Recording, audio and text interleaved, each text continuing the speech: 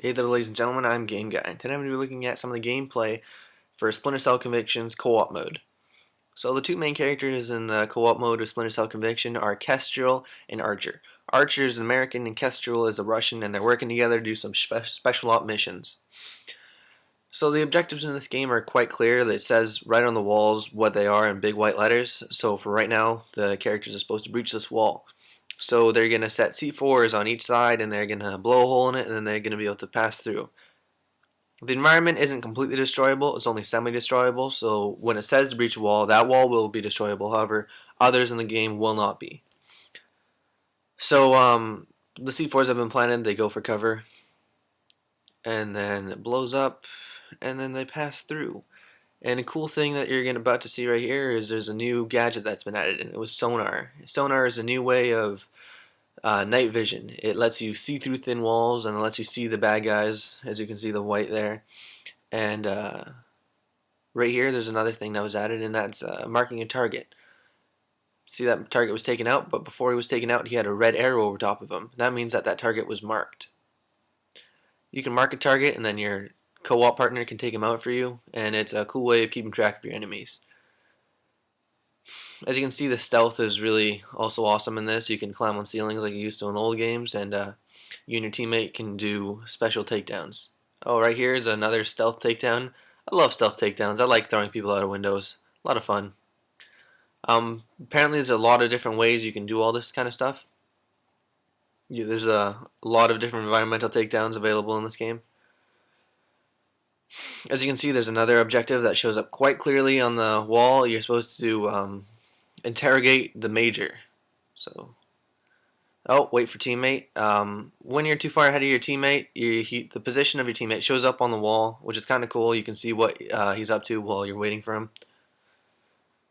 And then you catch up, and then you continue on together.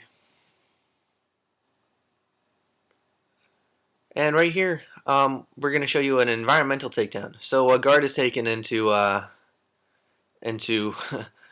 custody, and he can be used as a human shield, but you can also take him down environmentally. So you can throw him against that, or you can also use him as a human shield, or you could throw him against other enemies or throw him out a window.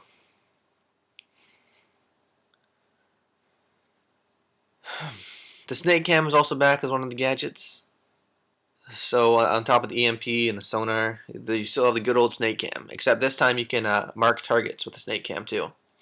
And if you saw there, the power just went out, and it went out because an EMP was used. Each character has a portable EMP, and it's used to take out energy in an entire not in a building, in an entire room, and it takes down the lights and the flashlights of the guards. So it really it takes down the AI of the guards for a little bit. And as you can see here, sonar is being used to keep track while the other character goes on the ground mission. And here they get to the Major, and there's cool kind of hand-to-hand combat situation, and they're interrogating the Major right now. There's cool hand-to-hand combat. There's a lot of environmental things that you're about to see here. That when your partner takes control, he's gonna pick him up and he can throw him against anything he wants. So he's gonna pick him up here. I think he's gonna throw him against that printer kind of looking shredder maybe thing. Oof, brutal. But it's really cool how everything in this game is interactive, and how you can interact with almost anything. So looks like the Major is giving up here. So one of the characters is going to take him as a human shield and try and escort him out of the building. Yeah, right there, trying to be escorted out of the building, while the second player goes out and scopes out the room to make sure it's safe. The lights turn on. Looks like some guards are showing up. So player number 2 there, he's bringing out the heavy weaponry. Enough with the silenced pistols, bringing out a Glock or something right there.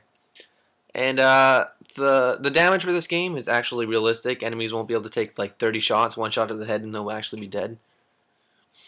It's pretty cool. And as you can see, the screen keeps turning colors from black and white to color, and that's how you keep track of your stealth. If it's black and white, that means that you're hidden. If it's in color, that means that you're visible to the enemy. But on top of that, there's also a bar in the bottom right, which is more sensitive. It'll tell you precisely. And here we're approaching the end of this level, trying to get out of the building, and then bam! Oh, the twist at the end of the level. And then we got taken in, and then this is the cliffhanger. This is where Ubisoft leaves us hanging, doesn't let us know what happens. Oh gosh darn, oh, fade to black. Tom Clancy's Splinter Cell, Conviction, coming out 2010. Well, I don't know about you guys, but that looked pretty darn epic to me. And really looking forward to this. They showed us a lot with this, but this is also just a co-op. This isn't even the main story. Hopefully they're going to be releasing some gameplay for the main story sometime soon, and if they do, I'm going to be looking at it and then telling you guys what I think. So I hope you guys appreciated this, so please rate, comment, and subscribe.